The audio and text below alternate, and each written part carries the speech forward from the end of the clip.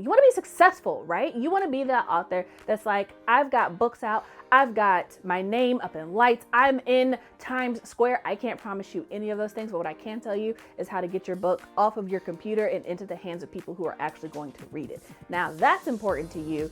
Stay tuned, because we're going to talk about how to actually market your book in a way that is sustainable and organic. So if you're into that, let's get into it.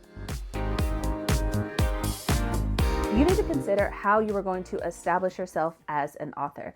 And this is one of those things that seem really minor, but they are really important, especially when you start talking about wanting to get your book into bookstores, when you start talking about interviews, when you start talking about book tours and blog tours and everything else. When you have to interact with other people, they want to know who you are. And when you establish yourself as an author, you establish your presence online, it gives them a way to look you up and figure out who you are before you even have to reach out to them. And even though this may seem like such a small thing, like, oh, no one's going to look into me, or I'm not that big of an author, it doesn't matter. It doesn't matter how big or how small you are. You need a place where people can confirm your identity, can look you up without having to interact with you directly. There are 3 steps when you are establishing yourself as an author that I recommend for everyone, no matter if this is your first book or your 100th book, no matter where you are in this process, right? You're going to build a website, establish your socials, and start a newsletter if you don't have one already. These are the 3 main things that are going to establish you as an author and are going to really, really help you when you start trying to market your book. So I talked about this in prepping your book. Build a website. Grab a URL at, authorname.com or author.com or authornamerights.com, whatever. Grab your URL and set it up. The main parts of your website that you need to have.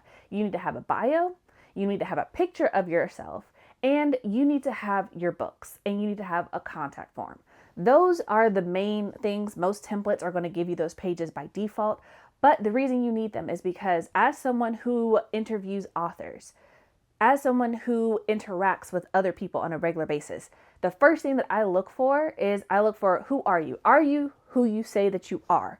I like to see a picture, I want to see a bio, and I want to see your books. I want to see it all on the same website in association with each other.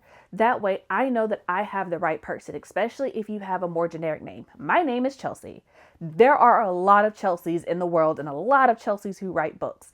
I want to be very clear that when you come to my website, you're talking to me about C.M. Lockhart, specifically the author of We Are the Origin, We Are Dying Gods, Death Among the Stars, and the contributing editor for Magic and the Melanin. I want to make sure that you know who I am, and that's what you want to establish in your website, who you are. So you want your photo, you want your bio, and you want to make sure that you have your books on there, and you also want a contact form. This is how people are going to get in touch with you. Not necessarily always for interviews, but also if you have any fans, if you have any people who do want to reach out to you to work with you for blog tours or collaborate with you or do a newsletter swap. This is your front line of defense without having to give your email out to everyone on the internet. That being said, when you're building your website, there are a ton of places where you can start. I personally use Squarespace. That's where I have my website hosted, so I recommend using that. It's very easy, especially if you're not a design person. You set up your colors. They make sure that everything looks as aesthetic as it needs to, and there are plenty of templates and blocks to work from, and it automatically does your desktop site and your mobile site. Most website builders do both, but Squarespace is where I'm at currently. You can also build a website with Wix. You can also use WordPress. There are also other smaller, lesser known platforms that you can use. Essentially, you just need to find one that you like, that works for you, and roll with it. However, this is a pro tip. Make sure it is actually a website. There are places like Linktree and things like that where it'll be like, hey, we can host all of your links in one place. A Linktree is not a website. A Linktree does not have your bio. A Linktree does not necessarily have your image, and it's just a place to guide people to somewhere else. That is a landing page. That is not a website. Make sure that you have a website. Now, your landing page can lead to your website, which I encourage you to do. However, understand that this is going to take a little bit of work, especially if you are looking to present yourself as a professional in the space. Sometimes people want to go to your website in something that is purely for you.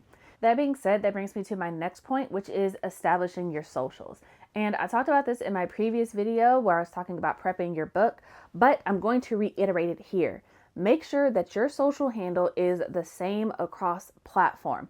Is this mandatory? No. Do I recommend it? Yes. On a scale of 1 to 10, this is at a 9. This is the easiest thing that you can do to make sure that you have consistent branding across socials. When you have one social media handle, it makes it a lot easier to introduce yourself. It makes it a lot easier to get business cards. It makes it a lot easier to get flyers. It makes it a lot easier to have a concise elevator pitch when you're talking to people at events, or if you're just talking to people online, or if you need to be under a word count. One handle is so much easier than having 3 different handles across 3 different social media, or how many ever that you have. So once you have your handle across the board, you're going to make sure that you include that in your website, because when people come to your website, they're going to want to know where else to find you. Are you on Instagram? Are you on Blue Sky? Are you on Threads? Are you on YouTube? Are you on Snapchat? Are you on LinkedIn? Wherever it is that you are online, make sure that you connect that to your website so that whatever platform your readers, your fans, the people trying to get in touch with you and follow you online may want to follow you, they can find you without having to hunt the internet for you. That is really important. And this is a pro tip, even if you're setting up your own link tree, your website, whatever. People are lazy. They are not going to search very hard for you. So you want to make it as easy as possible for them to find the information that they are looking for. So you're going to put your socials in your header, in your footer. You can have a whole separate page called links. That's what I do. So if you go to the description box of this video, you can see where it says writteninmelanin.com/links. It is my personal link tree that I set up on my website that I can change and align however I want to. And if somebody needs to find me online, I can send them that. It takes them to my newsletter, it takes them to my books, it takes them to my podcast, it takes them to my YouTube channel, it takes them to everything that is relevant, and I can organize it however I want. So that's also something else that you can do, and why I recommend having your own website. Instead of having to use a link tree, you can get authorname.com/links and set up your own website. And it's clean, it's concise, it's exactly what you want it to be. It spotlights and focuses on the things that you want, and you can change it however you like, whenever you like. And there is no extra upgrade fee that you have to incur. And because people are already on your website, if they click on your links page, they can just click on your homepage and boom, they're already on your website. You don't have to forward them somewhere else. So that also helps you declutter your links page. But do what you want. You're grown, at least grown enough to be watching this video. So I'm not telling you how to live your life. These are just my suggestions. But that being said, as someone who runs the Melanin Library, which is an online database of books written by Black authors, and we actually confirm that all of the authors who submit to us are in fact Black authors, I highly encourage you to include a picture of yourself. I highly encourage you to include clear images of your book, and I highly encourage you to include your socials, especially if you are choosing to use an illustrated image or some type of logo because you don't want to put your face online. Have somewhere where people can confirm that you have a presence online. So that being said, once you have your website, once you've established your socials, that's going to bring us to point number 3, where you are going to go ahead and set up your newsletter. If you're a new author and you're like, my book isn't out, I have literally nothing to say, I don't know what I'm going to say, whatever, I don't care. I say it with love. I say it with respect. I don't care, love. You need a newsletter. Set it up. That way, people who are interested in you can sign up and forget it. And the important thing is you have access to them. So we are living in 2025. We have already lived through the time where Instagram went down and everybody went crazy for a day. Twitter has already blown up and is literally just fragments and remnants of what it used to be. And social media as a whole has been decentralized in a way where the importance of being able to access your community has been emphasized more than ever. So I highly recommend that you take the time to set up your email list and collect people as you go along. They're kind of like Pokemon cards. Like, you may not be trading them right now, but one day it's going to be valuable. You're going to be glad that you have your deck and you're ready to go. All right.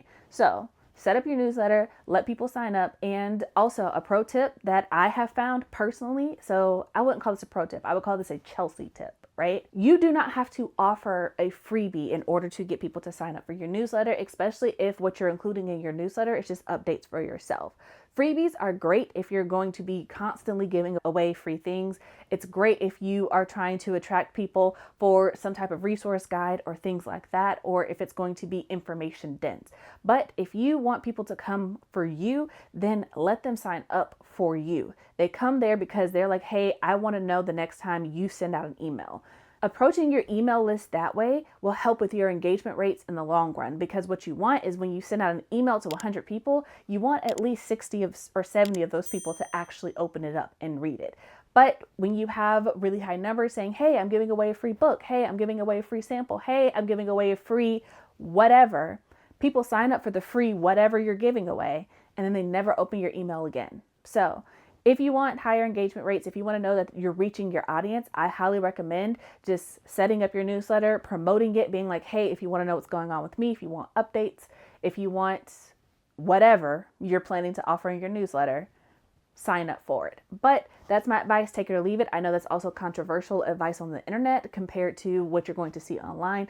So take it with a grain of salt and decide what you want to do. But I will say that it has worked for me, and it's something that I definitely tell to all of my clients and friends who are new to this. But that being said, a couple of resources. If you are new to setting up a newsletter, there is always MailChimp. Everyone knows about MailChimp. MailChimp is free up until I want to say 5,000 subscribers, which for most beginning authors is plenty.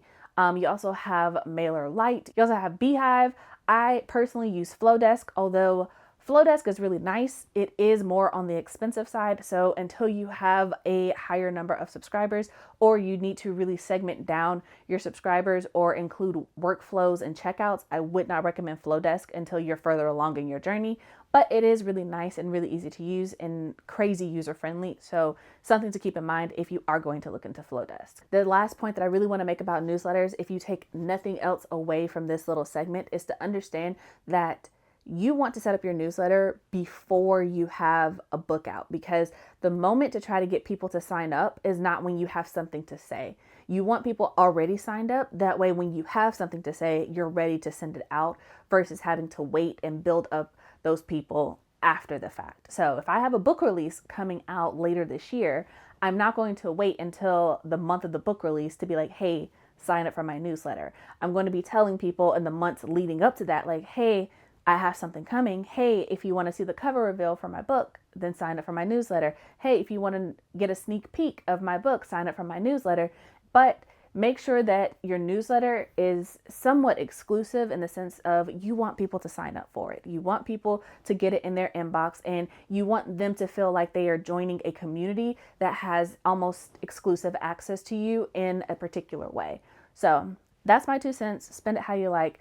But that is the first step of preparing to market your book. And that is really just establishing your brand, which is getting your website, establishing your socials across the platforms, and setting up your newsletter. That said, all of this, take it with a grain of salt. There's always more research to be done. So make sure you do your own research. You look into it. You look at marketing tactics that you feel comfortable with so that your book can be as successful as you would like it to be, especially if you have a specific platform in mind that you would like to tackle or focus on in order to market your book. But that being said, if you guys do have any questions about any of this, leave questions down in the comments below. I do check them and I will answer them as best I can. Thank you guys for watching. If you haven't already, please go ahead and tap the like button, subscribe to the channel, and turn on the notifications so you don't miss when I post new videos like this. If you'd like to support the channel, go ahead and click the join button. You get access to the after chat, which is an unfiltered discussion following the Melanin chat on Tuesdays. You also get access to the D&F book club coming up. It's going to be a safe space to discuss books by Black authors with myselb, Tatiana Obi, and La Purvis. So if that sounds interesting to you, get into it. You can also join us at patreon.com/writtenmelanin. And that is it. Thank you guys so much for being here. And until next time, I hope your days are lovely and your books are interesting. Bye, you guys.